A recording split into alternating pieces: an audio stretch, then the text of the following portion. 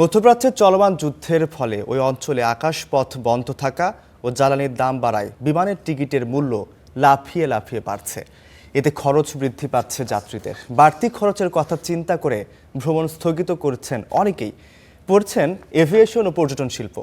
বিস্তারিত মাশাইকে রহমানের রিপোর্টে। মধ্যপ্রাচ্যের যুদ্ধের ফলে জ্বালানি তেলের দাম বেড়ে যাওয়ায় বড় সংকটের মুখে পড়েছে বিশ্বের শীর্ষস্থানীয় এয়ারলাইন্সগুলো।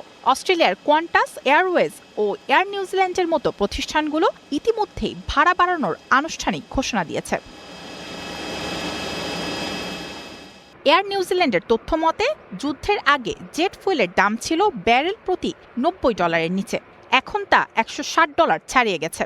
আর বিশ্বের অন্যতম গুরুত্বপূর্ণ তেল সরবরাহ রুট হরমুজ প্রণালী দিয়ে জাহাজ চলাচল ব্যাহত হওয়ায় তেলের সরবরাহ কমে দাম বেড়েছে কয়েক গুণ।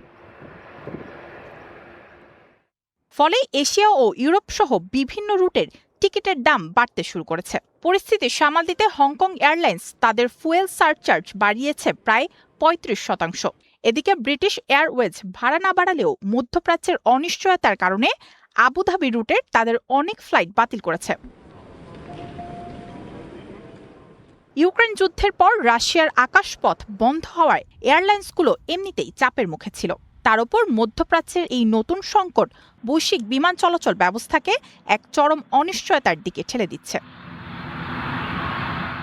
মায়াশিকা রহমান, স্টার নিউজ।